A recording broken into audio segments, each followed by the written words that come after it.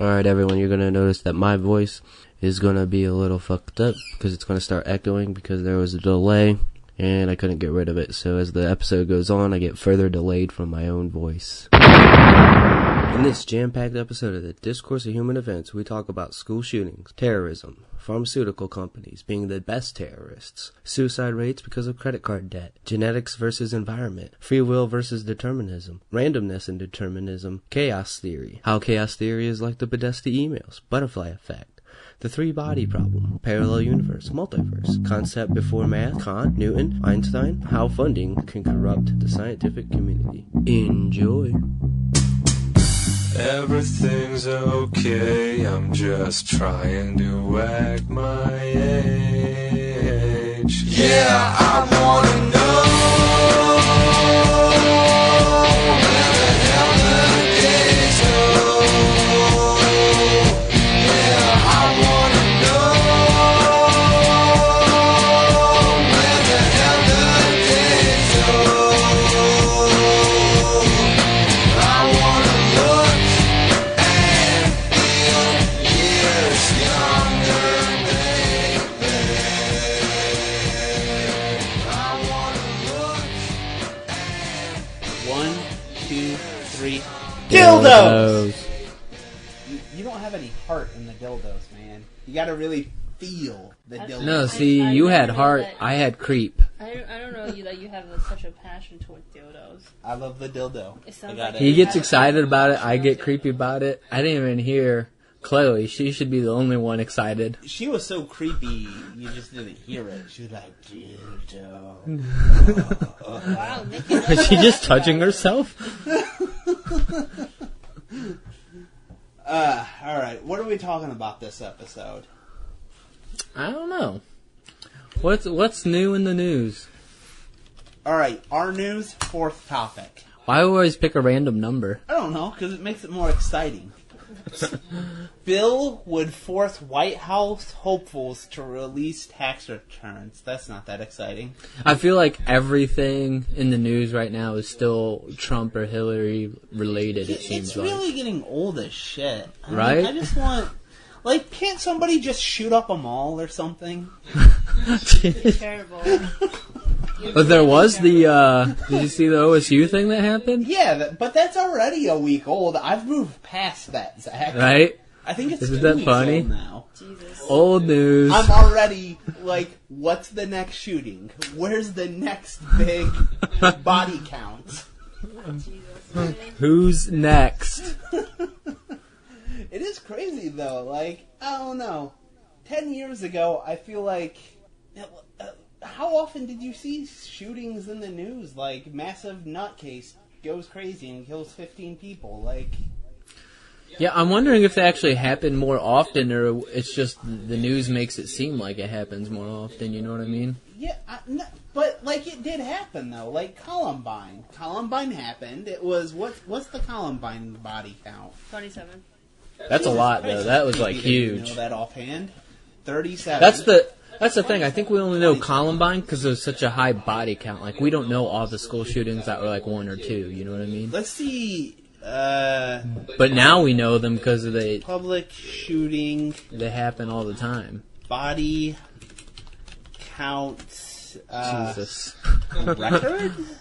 You never know where we're gonna go with this. Oh, podcast. hey, they have You never body know. count. Wikipedia. No, that's not quite the same thing. Body count. No, Google has a way to Shootings. go. List of school massacres. That's only deadliest U.S. mass shootings. Here we go. But like, it's hard to say because like the OSU one wasn't really a school No, wait. shooting. So number It just happened 1 on is campus. 2016 Orlando 50. Yeah, that beats the record. Yeah, Blacksburg. Was that the gay nightclub one? Yeah.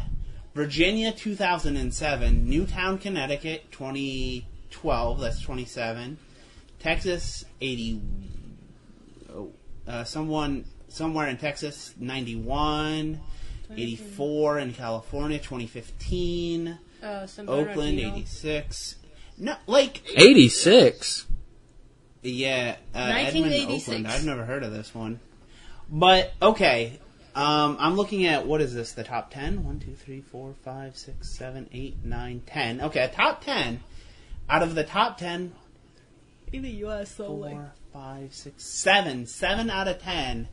Oh, well, that's in 2000s, but let's narrow it down to 2010 and above. 1, 2, 3, 4. 40% in the 2010 and above. 70% 2000 and above. I feel like it was about like the 90s and like maybe late 90s and then on. Yeah, there's only 2 in the 80s.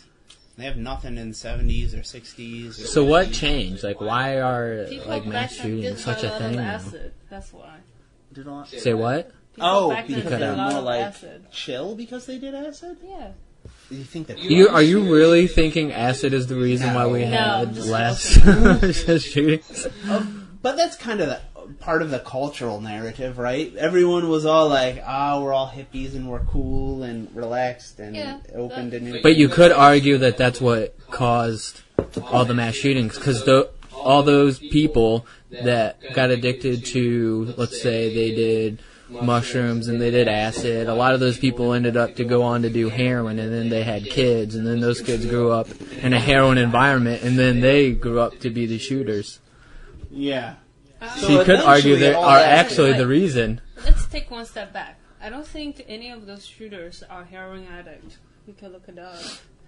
No, I'm saying they would be the children of Yeah. drug addicts. I don't know. At least San Bernardino and Orlando are the terrorists, right? Yeah, that's true. You have to at least like take out. And the one in Texas, that's 91. But 2 of the top 10 are Islam. Right. So that's Really? one factor. Yeah. Yeah, Orlando, Florida is number 1. That's Islam, right? And San Bernardino. I don't know. I just knew it was a gay nightclub. Bernardino, definitely Islam. Orlando is maybe a weird gay guy, but I think it's Yeah, probably I feel like Islam. that was a combination of Islam and pent-up gayness. Yeah. What happened to Virginia? That was the Virginia Tech guy, right? Oh, okay. Virginia Tech. Oh yeah, the Virginia Tech. I don't Yeah, think he so is a sorry about drug that. addict either. No, Jesus. I think No, he's just a crazy person. Generally, I do think the drug addicts don't really have the gut to do this. If they have to get their hand on ammunition, it's more likely that they would use that ammunition to get drugs rather than doing the massive shooting. That's true. So, you have to have, a somewhat sane person, but have to be really crazy. You know what I always think when I think of this? I think, okay, you have to be somewhat sane, but thank God you have to be pretty stupid. Because maybe it's just I'm egotistical, but I think I could do better than 50, which is the number 1 here. I think it can't take that much planning, can it, to top 50?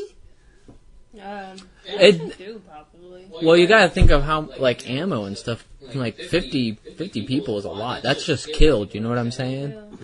Yeah. Even if you walked around with an AK-47, you have to reload at some point, and the response time of police, they got maybe 5-10 minutes But, okay, just as people are running too and just hiding. to do it easily. Just go to a sports stadium right after it lets out. There are masses of people. Masses. Are we helping terrorists right now? You know what? Let's cut this conversation off. But I've honestly... Because I'm not saying you're wrong. Yeah, I've honestly always There are thought, way better ways. 50? That's not that hard. No, Even with a good bomb, you can take out way more. But no, I think you're underestimating the injuries versus killed. Even if you started shooting You might just at a hurt. bunch of people walking out, you're going to injure a lot of people. But Yeah. killing? The OSU guy only injured. He didn't kill a single person. no. Yeah, but he used a knife and a car. Yeah. See, So, and there obviously wasn't planning. That seemed like a heat of the moment thing. Caused, for maybe one person's mistake to the public. Think about nuclear plants meltdown. That kind of thing. It's first of all, that person has to be you have to have access to those things, which are Yeah. really hard. That's Right? true. And you just Exactly. have a gun, it doesn't not gonna, But, not gonna okay. help you that much. You're more likely to just injure people with a gun. Yeah. I have seen, though, that you can legally get a flamethrower if you really just go through the loops. If you're probably just gonna kill smart less enough to people fill that out way. enough paperwork to get a flamethrower, you can probably take out a lot of You're just going to set a lot of shit on fire, though, not kill people. I think once you've been doused with a flamethrower, you're not gonna survive. I mean, And I it's feel Yeah, like but that's it's not like you're getting, like, Yeah. 30 people in one shot, you know? And then a football stadium. Again, I'm giving good ideas out here. I want to But- keep these ideas to myself in case I snap at some point. Well, let's make a good point here, though. When terrorists do, or anybody does plan out, that would be your 9/11 situation. That's when That's you really true. I get guess to kill then count. it doesn't go into like a mass shooting statistic. Then Yeah, it goes the- into attack on America statistic. Yeah, exactly. You got a point. Like, so that Orlando, Florida, he's an Islamist. He doesn't get count as attack against America. He's just some nut job. It's just some crazy person. When you get above, like, 50 kills or something, that's when you get into Yeah. that. That's an interesting... Yeah, I never thought about that. attack on America. It is kind of weird. So if you want to be the famous, like, mass murderer... See, no. You're wrong. This statistic is for mass shooting.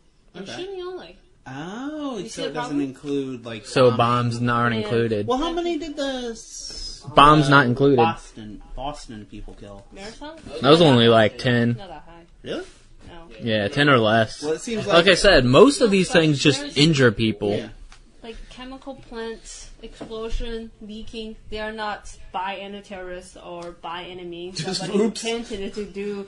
Sometimes just regulations Yeah. and bad equipment, and those kills a lot more people than you see, and they tend to not show up on the news title as much as you would expected because they do have some big corporate stand in the back.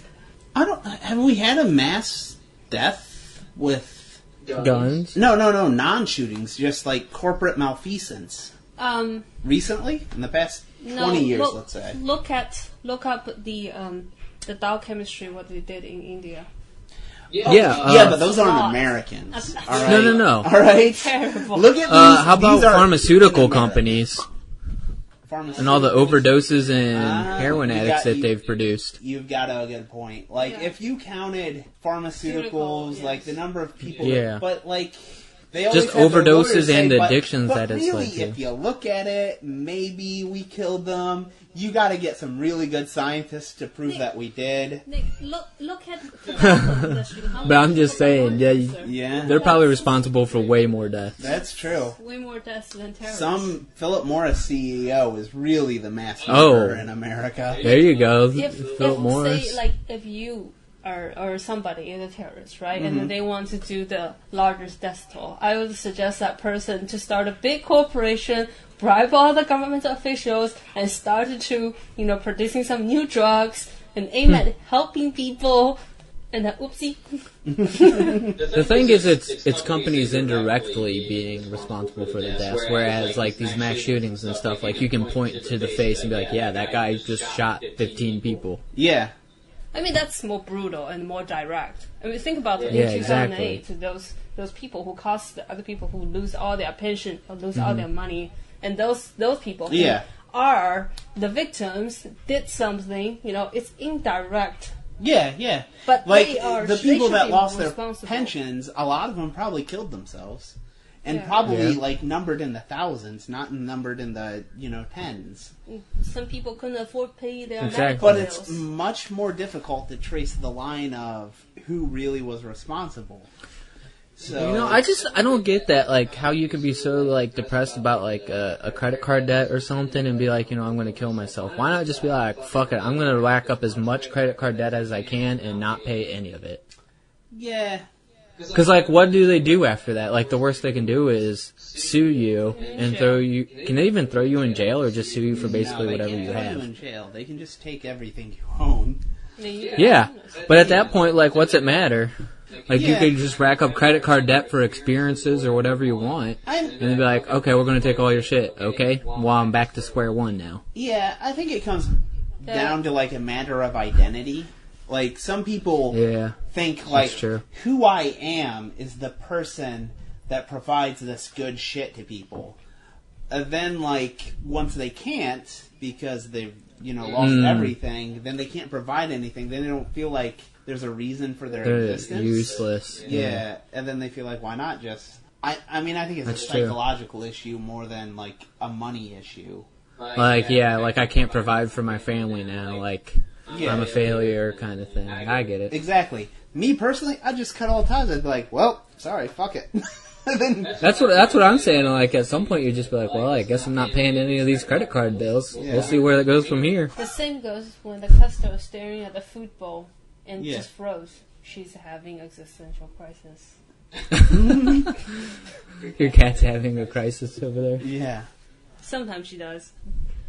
Yeah. So, It just feels what like is it's my people's... purpose? It feels like it's people's different attitudes. I've always had a general attitude of, like, no matter what happens, I'll figure it out. Yeah, I'll that's figure how I some feel. way to just make it work.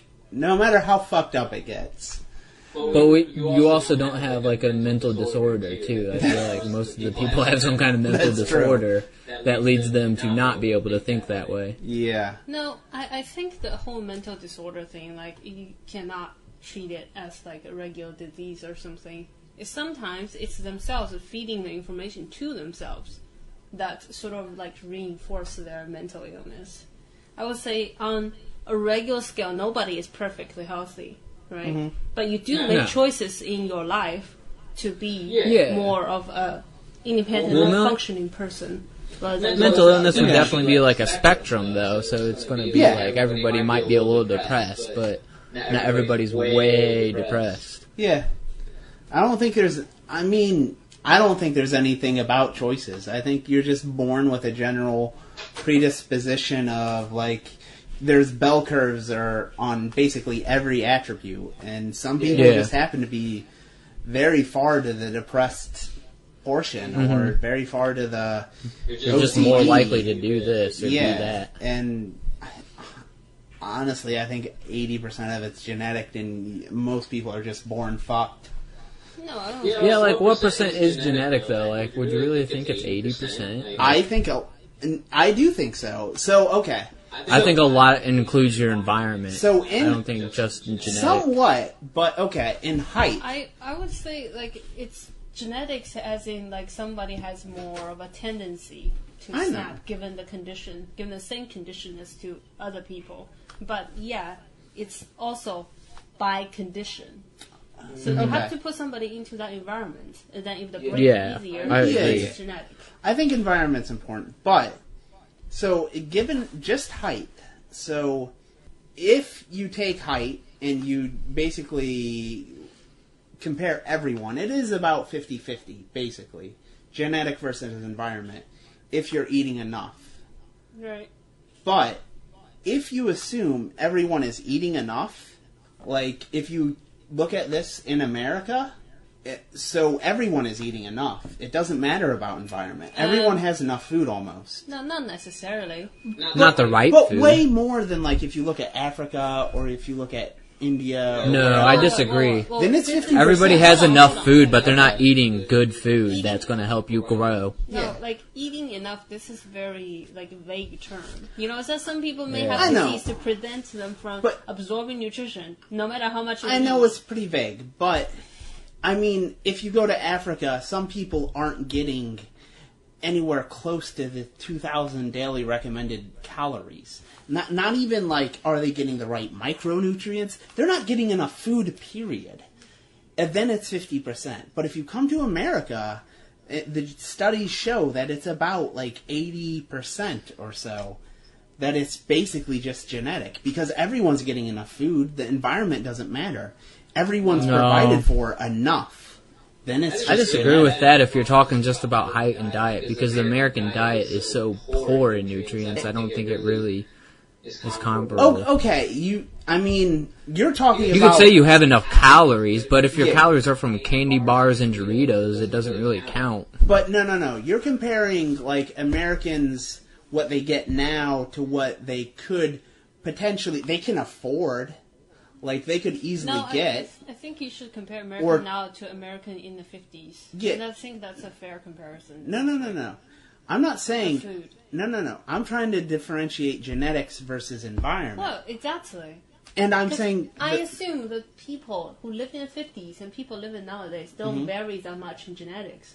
But their food does vary. So Okay. if the people in the 50s are shorter than nowadays, then which proves the environment has effect. Okay. Right? But I don't think the people today, compared to the 1950s America, vary as much as people today to Africa today. Like sub-Saharan Africa, really poor. Yes.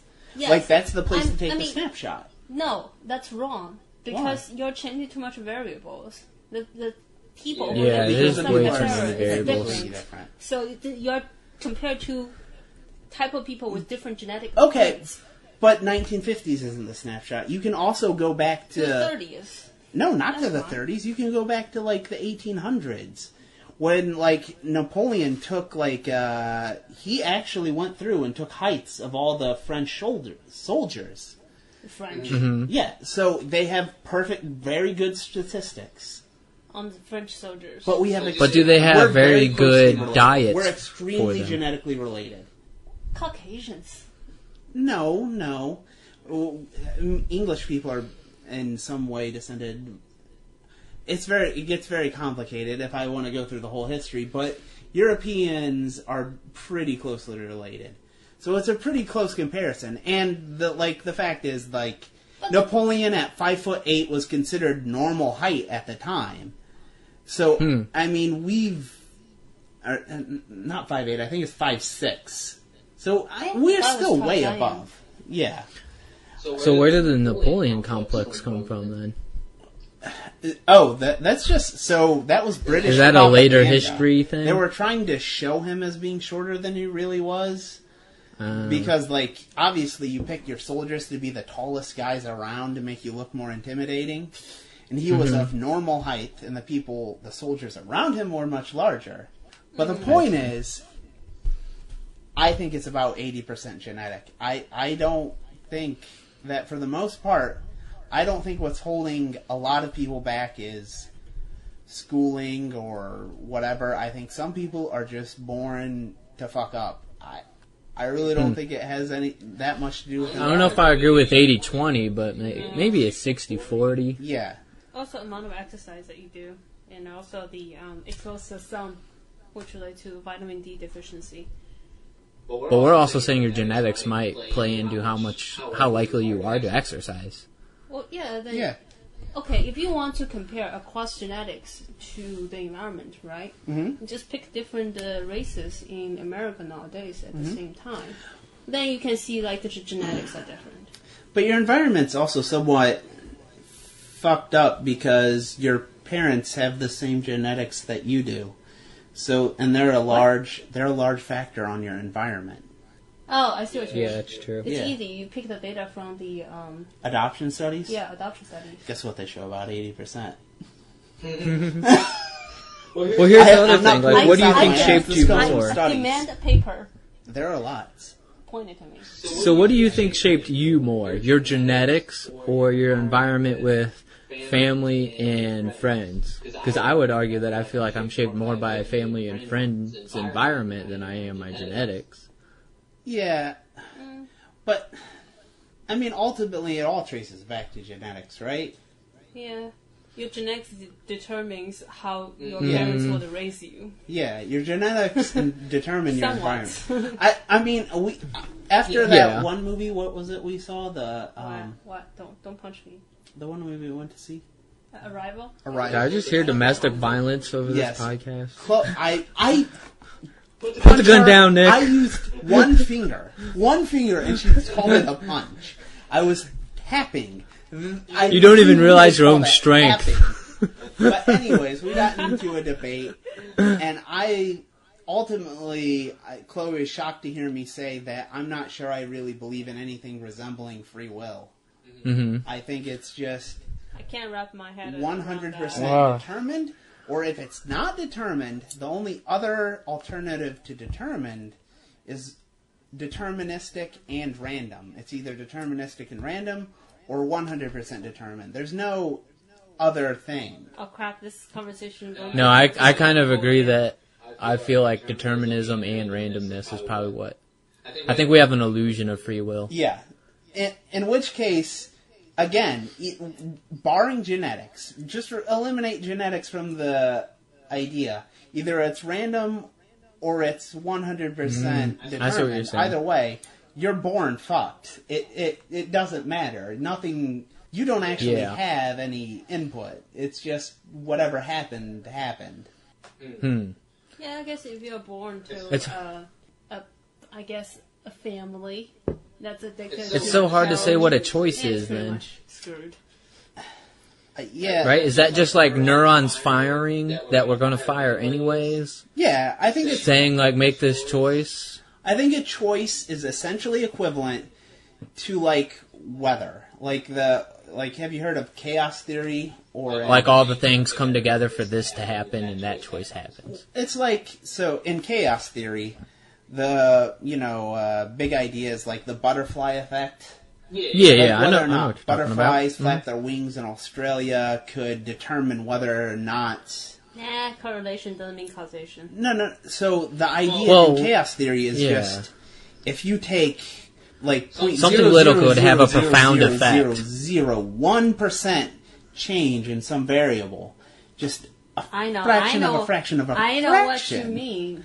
You change the input, And the output is different. Yeah, Then vastly you don't know. different. Vastly different.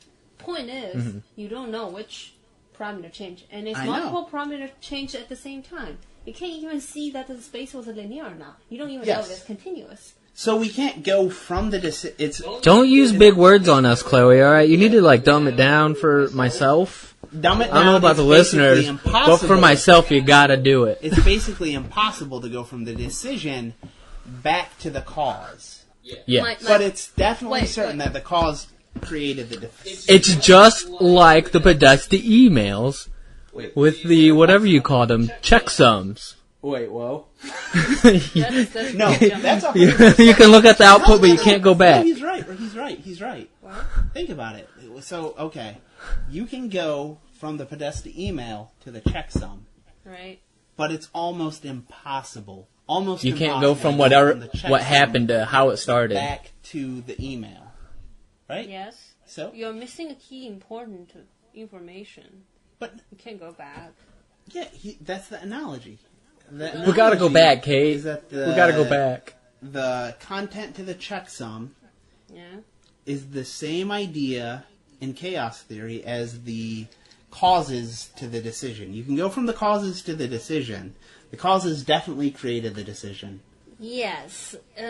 Although, I would the say- you can't difference see is how the we decision can't had all the personally. causes. I can't code up an algorithm that goes from the causes to the No. decision. Like We're just working with such a it complicated just problem. Behaves like the chaos theory that you're saying just behaves like a black box that you don't know.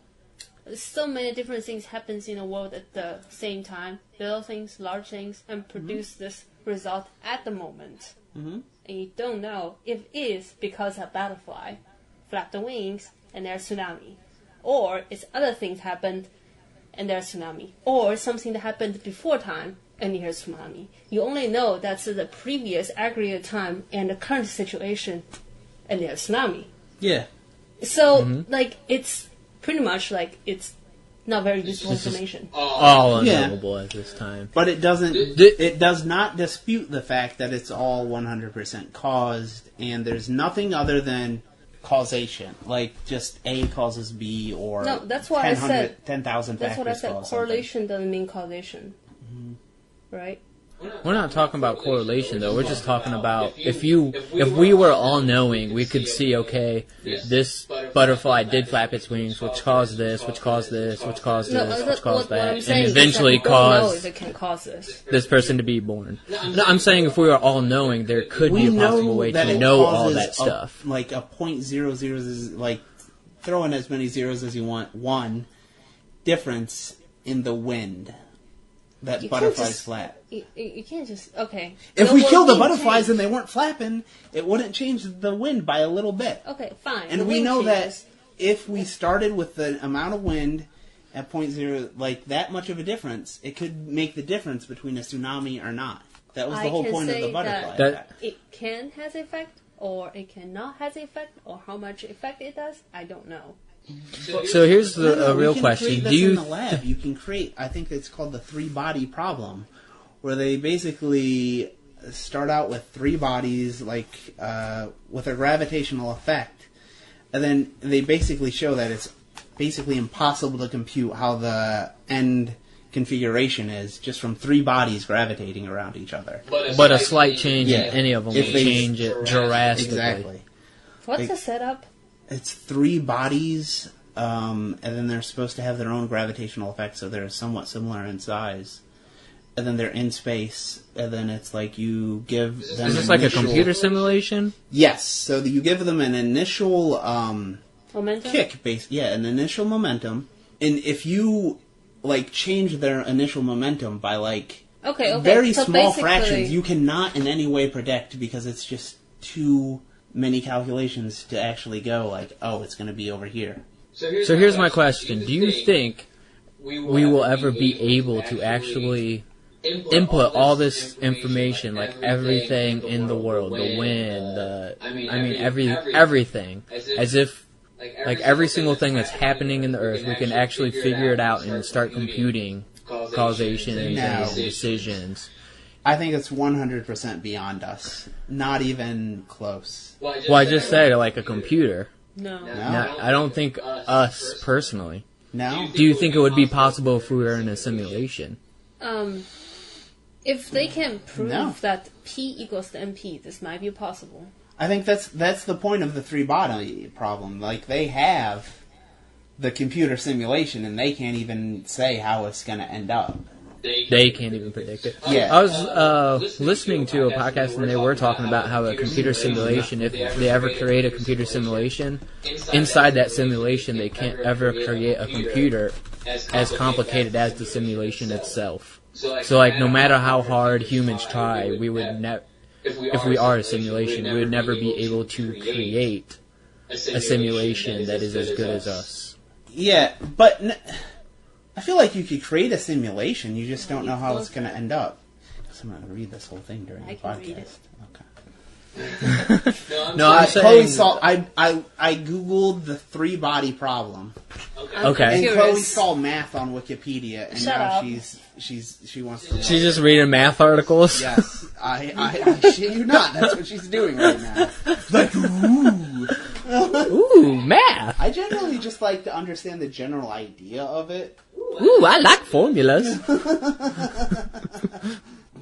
Yeah, the same here. Well, the problem is, even if I read all the math and all the formulas, I would still only understand the general idea. But Yeah, I the thing think- is, if you don't read the math, how do you know that the people that's telling you what they inferred was actually true?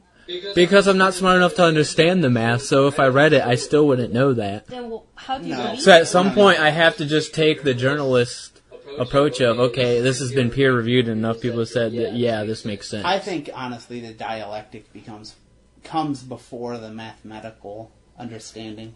Dialect comes before. What do you Yeah. mean by dialect comes before? Like you understand in your own language before, and The then you words. formulate the mathematical formulation of your idea. That's how Einstein did it. He didn't even know Yes. how to do the math Exactly. for his stuff. Exactly. That's very true. Einstein did not know the math. He had to go to a mathematician to help him develop it. He understood all the concepts he was coming up with. He just came up with them in his brain. Yes, but he understood at a conceptual level, and then he needed to formulate the math afterwards. To prove what he was literally conceiving. wrote that what he was imagining. He tried to imagine himself riding on a light beam, and what that would mean. And then afterwards, he came up with the math. I think that comes first, and then the math. This is why assumption is assumption, theory is a theory. Okay. I'm not saying you do need to prove it. You can't just proof is be like, very Yeah, in my well, that's imagination, it all makes sense. well, that's why the math comes in the actual journal, and so once it's in a journal, we can I'm saying okay, it that comes makes first, sense. and then to convince others, you come up with a math.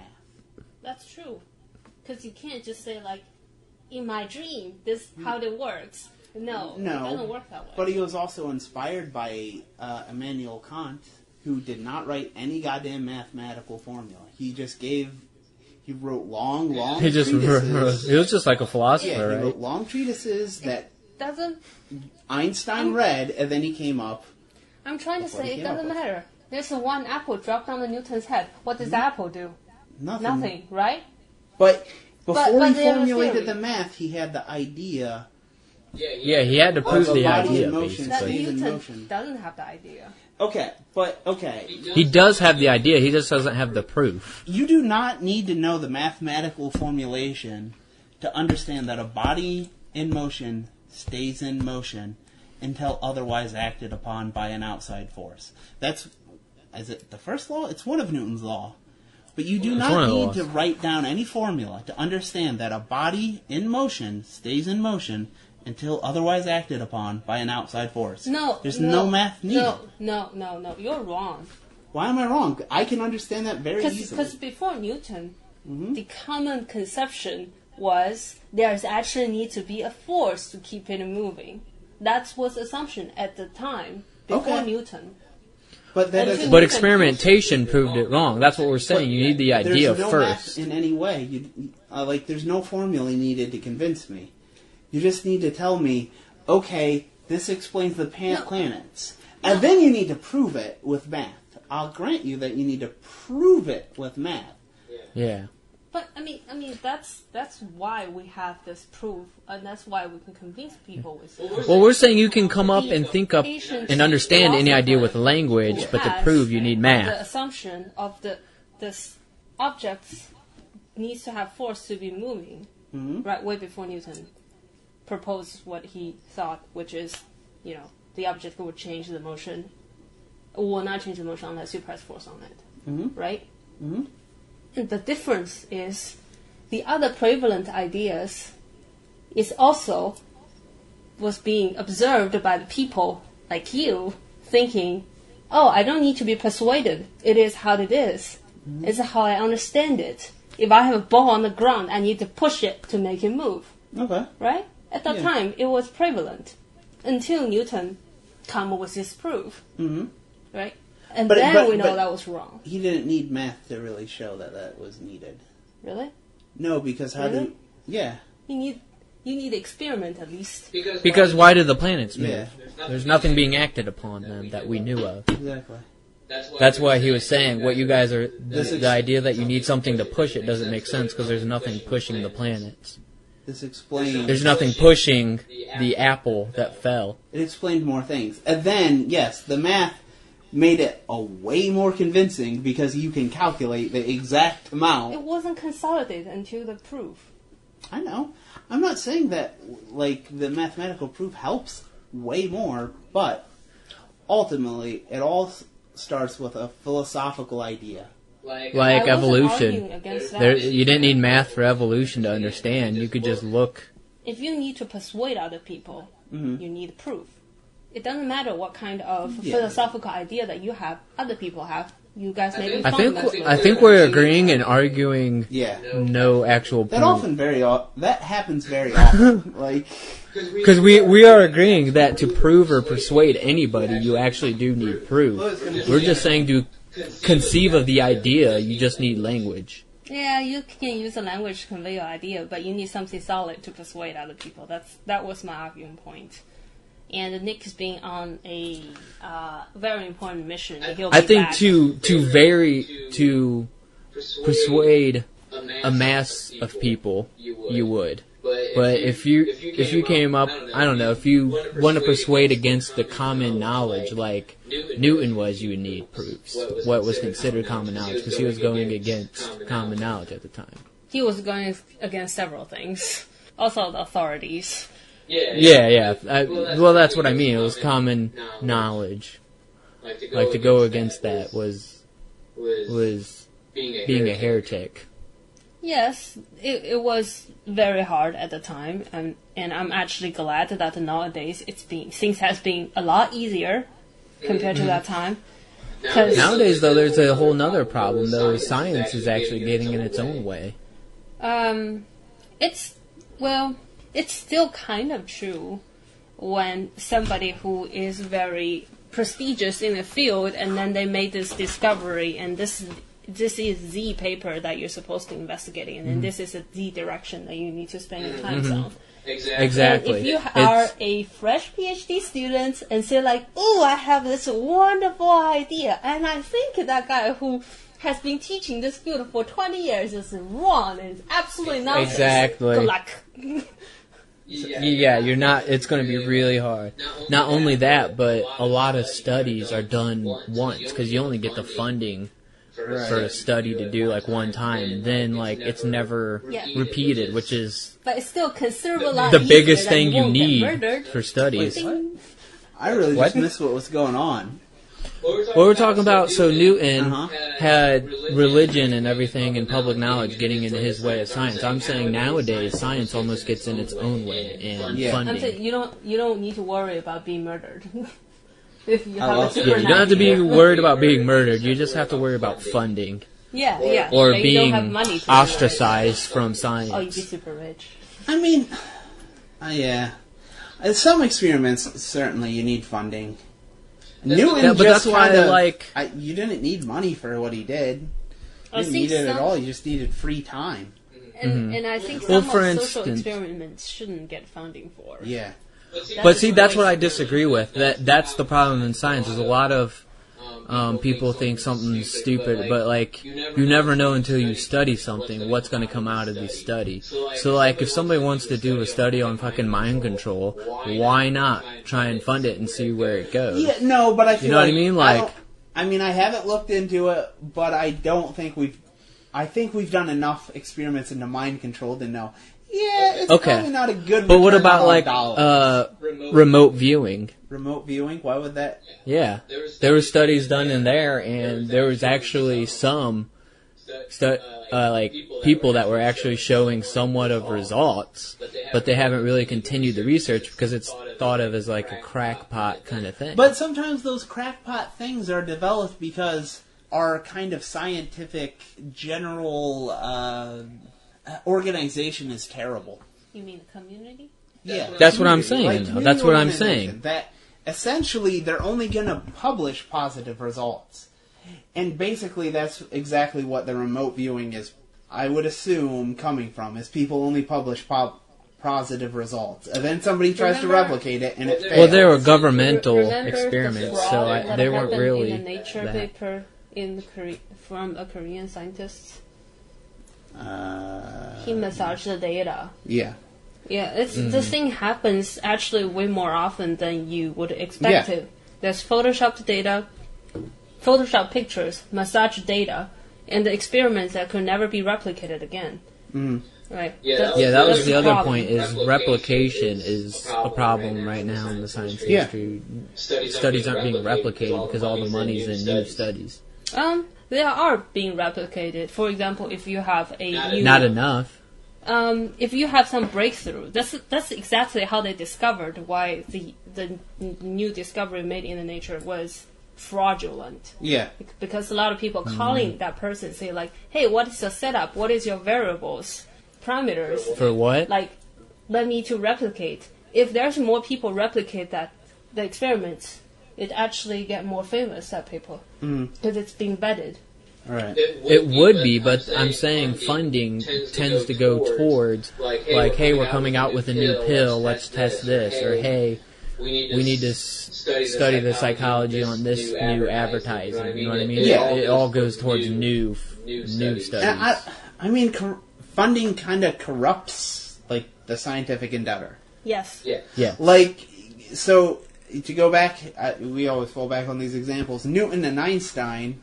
Newton developed. Good old Newton. Yeah. Einstein. Okay. Well, he developed his ideas while the plague was going through London, and he went to his home. and was out of the university for months, right? Like years, I think, Yeah. maybe. And then he developed the stuff that really fucking mattered. And Einstein wasn't even in academia. He was a patent clerk working in his spare time. Just a dude chilling and thinking about shit. Like the largest breakthroughs don't seem to really come from academia. Like, they just seem That's to... actually a really good point. I But, think a lot of like it is just Chloe was science. saying, if you have a good idea, you do need to get it studied. No, largest of the scientific contributors. I still just come named the from two academia. largest. No, two largest in the physics. That, yeah, okay. Name others. I would say they're the two largest in Nash science. equilibrium. That was Okay. in Princeton, That's true. right? And DNA structure. No. Hold on. DNA structure, I happen to know. Now, this was done What? while the dude was tripping on fucking acid. I kid you not. I do remember that. Watson and Crick came up with this while they were on acid. They dreamed of I it. remember reading about that. I know this is... They were on Hey, acid. Darwin wasn't what was Darwin doing? He wasn't actually going Yeah, on he was a on a trip. expedition either for science. He wasn't in academia. He was doing something completely different. Here. What? So you're right. A lot of the major breakthroughs were from just random other stuff. History of DNA research. What are you looking up? Oh, you're looking up the acid trip for Maybe DNA structure? yeah. I'm sure I got this from somewhere. I remember It's like a reading that snake or somewhere something. as well. He was dreaming of a snake or something weird. Swiss physician LSD to find. and biologist, first researcher. Okay. Okay. Yeah. University of. Sorry, I don't know how to pronounce it. I need to consult with my Tübingen. German colleague. They are coming from the. I got it right here. Okay, let's hear it. People from academia. Doesn't mean they won't do acid. I know. So, one of the two men responsible for discovering the double helix structure in DNA, Francis Crick, was either under the influence of LSD at the time of his revelation and/or used the drug to help with his thought process during his research. Doing his research. I know, but the point is, it wasn't academia. Like, if I go to university, they're not going to be like, drop this shit, and then come up with something. Alright, that's not Oh, part yeah. of the process. I at least need 10 hits of acid a If week. it's your idea, it's your idea. I know. Nobody will question you how you come up with the idea. But the point is that I don't believe academia generally helps. I think it generally helps. I think if I went to a professor and asked, should I drop acid, professor, to come up with my ideas? They'd be like, no. Don't do I that. think modern academia doesn't help. Idiots stay idiot. I would say academia helps you learn all the background information you need to know. And they give come you up money for you to do research. I just try don't- to do that in the industry No. where they pay you fixed I think you can get money from Make anywhere to money. do it. I believe they need to give you money for acid. Not for this. I really think you could get money from anywhere to do studies, though. Like, No, Yeah. it's hard. you don't have You have to to. write up the It depends on your idea. That's the point, though. It depends on your idea.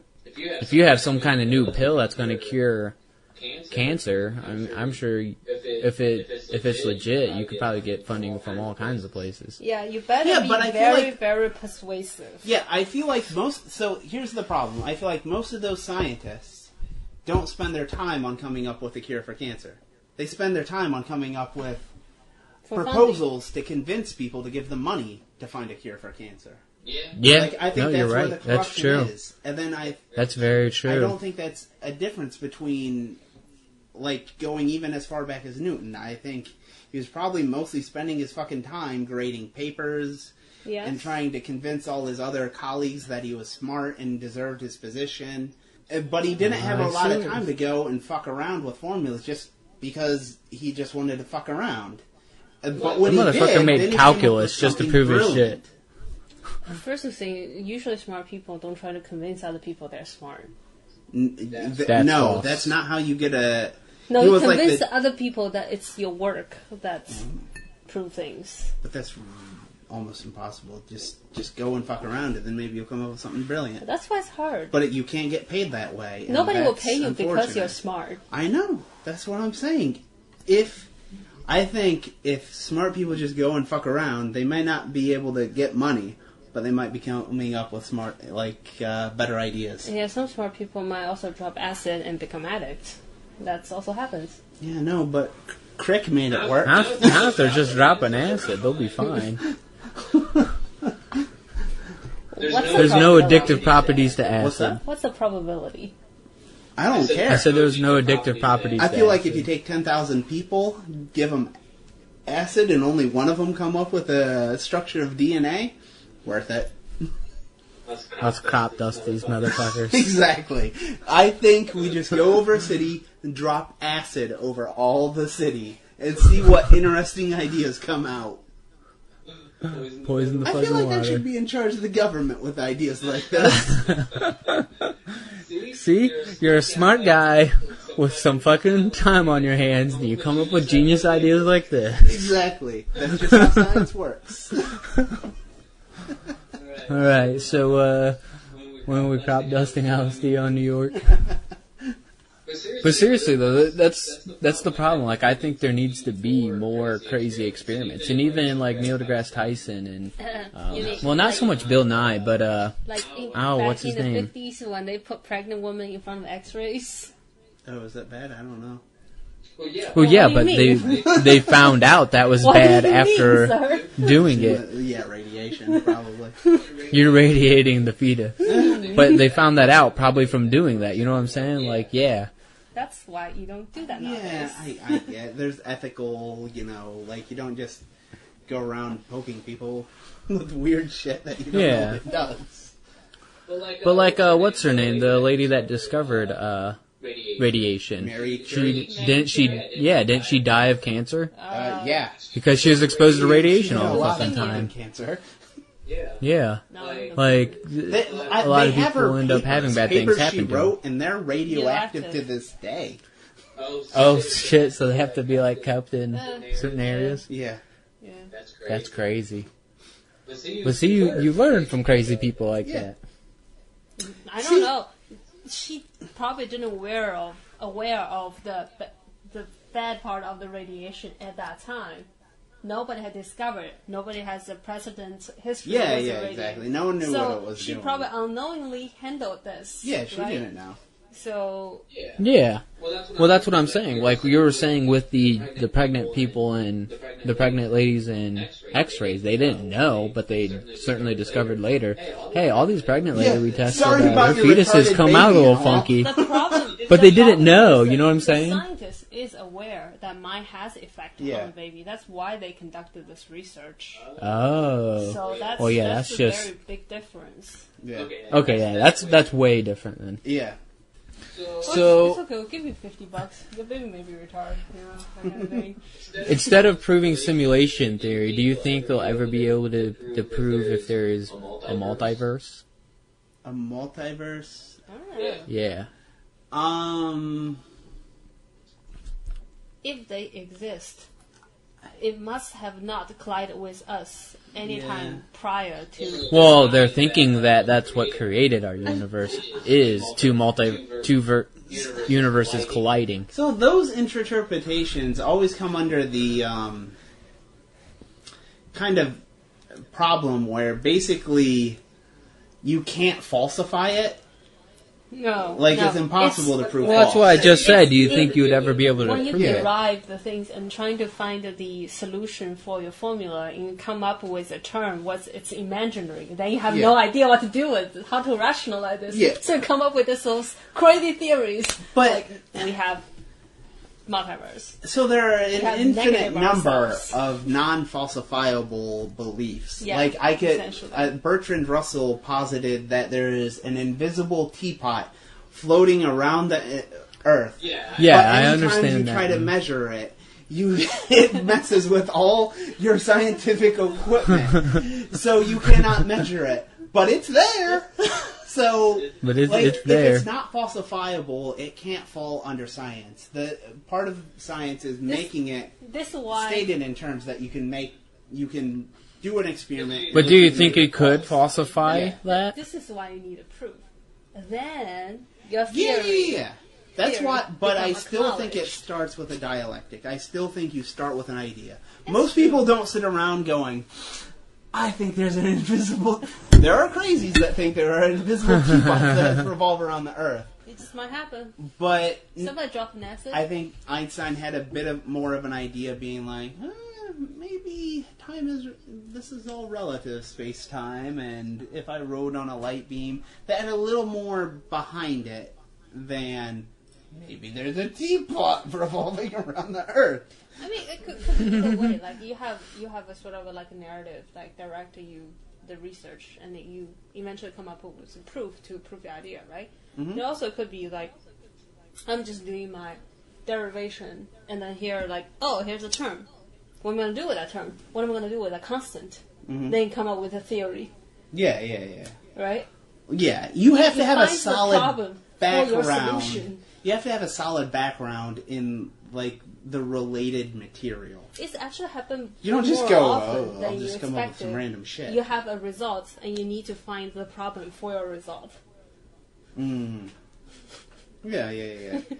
Yeah, that makes sense.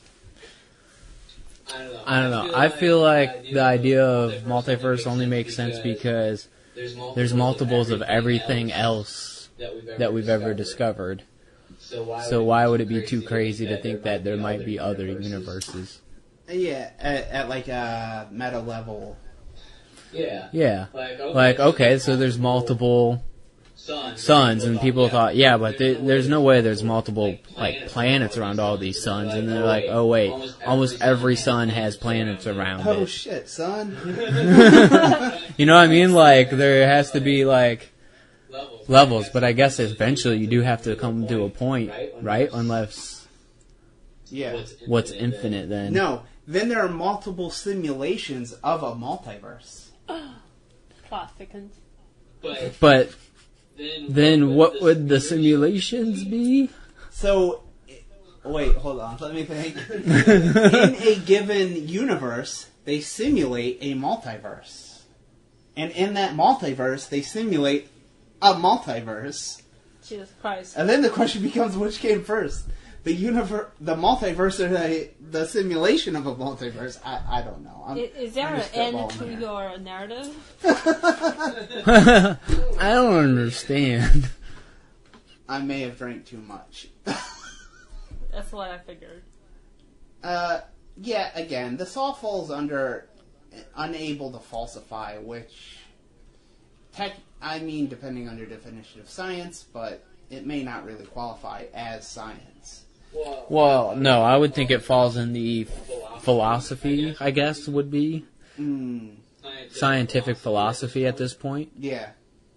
Because, I mean, science and philosophy kind of merge together at some point in time. What? So now if you're doing philosophy, it's that kind of Well, I stuff. think philosophy is... Yeah. It's unprovable stuff. I think it is generally, like nowadays, has become basically, what are your assumptions? In which case, you can build anything from the assumptions. That's a good way If to you put can it. establish the logic connections between them. But no, like axioms.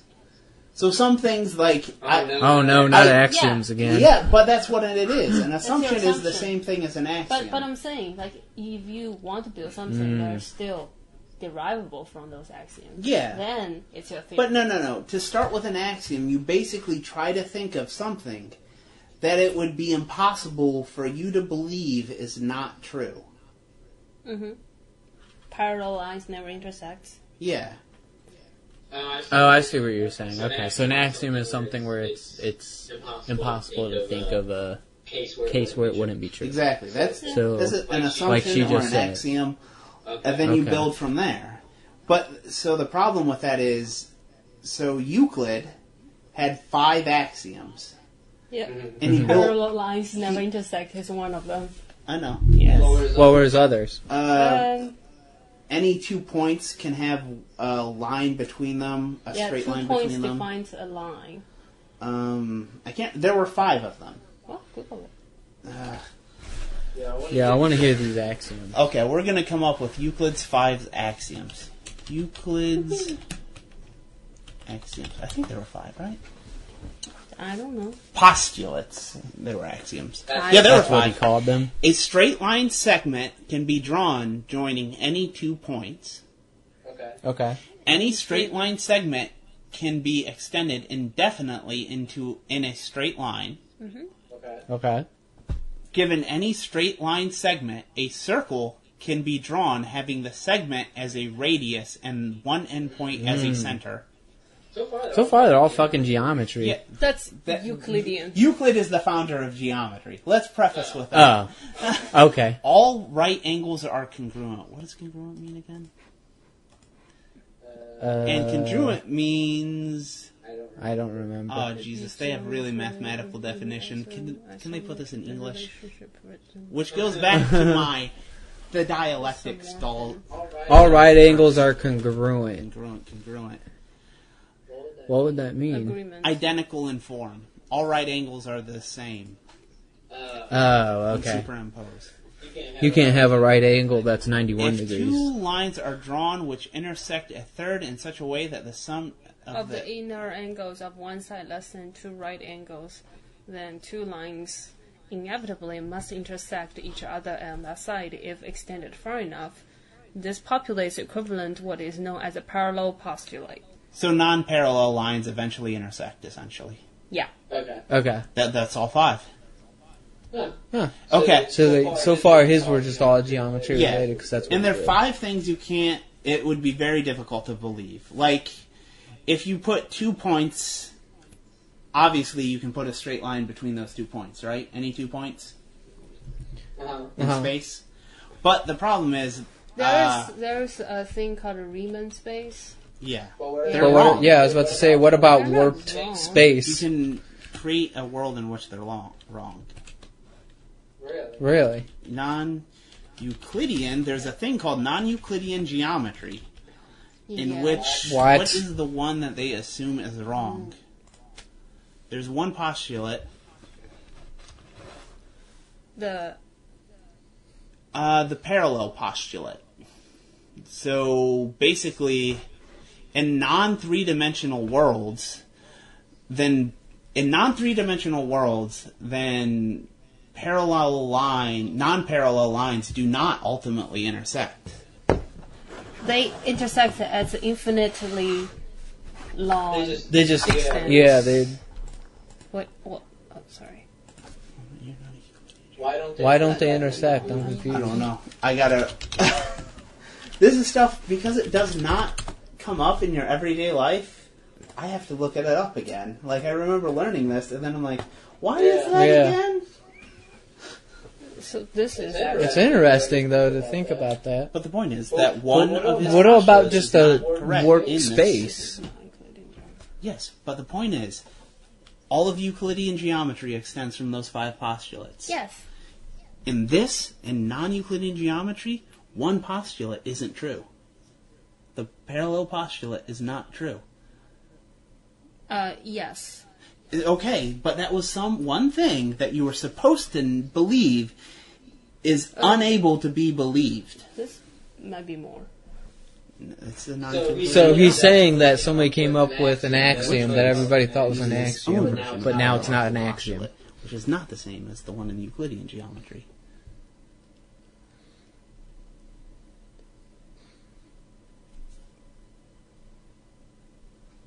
What? Yeah. I'm convincing Chloe. I just blew her mind once again. That there's an axiom No, that no. doesn't The actually one work that I anymore? was questioning, because there is one non-Euclidean geometry called the Riemann geometry. Mhm. Basically, is if you have 2 points in a space, it does not necessarily define a straight line or straight infinite lines. It can be curves, Yeah, exactly. right? Which goes back to the parallel postulate. That's the parallel one, but also that's like the 2 points can define infinite number of the curves going through those 2 points. That's why I was wondering if it's only have their own definition of the parallel. I don't get the whole curve thing, because if you could draw a curved line between 2 points in space, why couldn't you draw a straight line? You can draw a straight line. In a straight line, the Euclidean's assumption is that with 2 points in the space, you can only draw one line, one straight line. Yeah. So there are multiple ones that you could draw. A multiple curve you can draw. So I guess this was still correct. You can only draw one straight line. You can only draw one straight line, is what he's saying. The curved lines. Then you don't call Curved it line. You could draw whatever fucking weird ass lines you want to it. But are they of the same length? They're not the same length. If it's a curve, it's different length. But you don't call them line segment. That's my point. Hold on. I got it. Again, I don't remember. It just may be exactly. defined in a different way. It uses its own version of the parallel postulate in the Euclidean geometry. Come on, Chloe, you're supposed to be our doctor. Called hyperbolic. Not in geometry. Yes, spherical geometry. That non-Euclidean geometries are logically as consistent as Euclidean geometry. Yeah, they're logically consistent. Of the parallel postulate. Let's see. Over the years, many purported proofs, blah, blah, blah. I really couldn't read it on The TV. parallel describes the type of geometry equivalent of the blah, blah, blah. There's also C in Hilbert's axiom. Jesus. You don't want to read into details. Yeah, honestly, this is not a subject. Yeah, that's fit too for above us. a podcast, because I would probably take like 20 minutes or 30 minutes to figure this shit out. Just to figure out what the But hell I is remember going on. learning before that one of Euclid's axioms, it's not entirely true. The easiest example to think was to say, like, in the Euclidean space, the triangle. Mm-hmm. If you draw a triangle, their inner circle adds up to 180, Yes. right? Mm-hmm. But in a Riemann space, Mm-hmm. your triangle may be defined as 3 points on the sphere. And if you draw the triangle this way, their won't inner add up to 180, the inner yeah. angle adds up could be greater than 180. So, it's... Okay.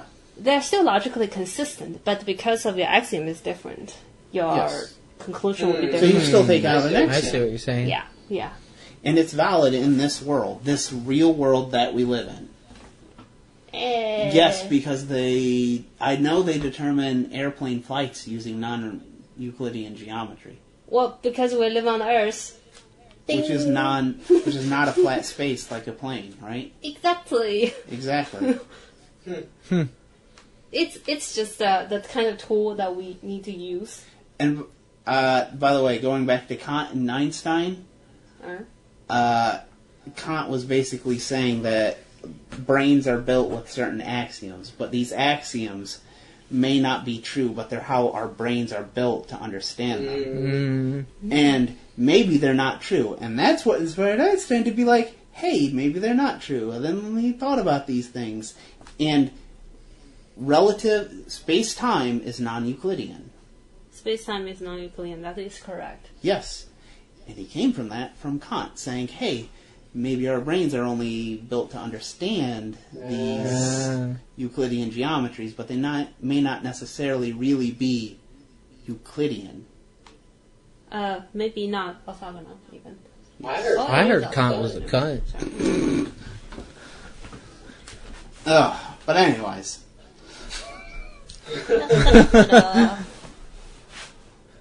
Wow, how did we get into axioms? We started with school shootings and ended up on axioms again. I don't see the connection How the fuck did we do either. You that? mentioned axioms. I didn't start. Oh, yeah, I don't remember.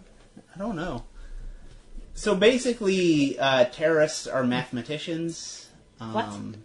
That's my takeaway. I don't think so. Can we come up with a good axiom about school shootings or shootings? Hey, to really relate these two subjects, It's terrible. but seriously, To really relate those two. That's what I was trying to there do is with axioms. Mid 17th century mathematicians died because of a duel. Galois. Okay, yes. Galois. But no, I was going to relate it even more. The Unabomber was a very well-known mathematician. He went to Harvard. He published many papers. Who? Ted Kaczynski. What's Unabomber? Unabomber. He was bombing Oklahoma City. He bombed a couple government buildings. Oh. What's the reason for his action? I assume He was has a his own- neophyte Crazy. of some sort. He believed that like technology and the modern world was evil. Singularity. Some people say He might like, not have the been things wrong. he said made a lot of sense. Yes. I was about to say, he might not be wrong. I actually want to read like his manifesto because he's supposed to be a genius of some sort, and people say it's really brilliant, but I never got around to it. He's still alive. You're welcome Yes, to he visit is. him and ask a question. Well, listen to his bio. He accepted into Harvard University at 16 years old. He earned a PhD in mathematics from the University of Michigan. He became a university professor in Berkeley at 25. Assistant professor, 25, and it's Berkeley. 25, Berkeley. Yeah, it's pretty crazy. Pretty good, though, right? Yeah. That guy is a genius. He's a genius. Yes. He later... Let's see how many people he killed. Bombings, initial bombings. Let's see. I don't know. He bombed 2 government buildings. You never know. He might be the prophet if we're looking back from 200 years in the future to now. Like, That's why- that guy is prophet. That's He's why trying to people- stop the singularity to happen. Look how large his Wikipedia page is, and a lot of it is on his writings, Industrial Society and its Future. Look at all this. Well, maybe the Black Mirror That's why was I've been based on like, this. I should go back and read through this, because Yeah, I it might kinda be wanna read him now. interesting, at the very least. That would be interesting. Did he predict a social network? I have no idea. But he's obviously The not social an idiot. network. Just the movie, not the actual social network. I got a good ending for this podcast, considering somehow we brought up Kaczynski. Yeah. So back in the day, there was this poem that was posted on some, I don't know, I just randomly saw it, but apparently it was a contest because I was Googling it to find it. Uh-huh. So it's, Lewinsky and Clinton have shown what Kaczynski must surely have known, that an intern is better than a bomb in a letter when deciding how best to be blown. That was terrible. It's such a great poem. Nice. That's a way to end It's it. a great limerick.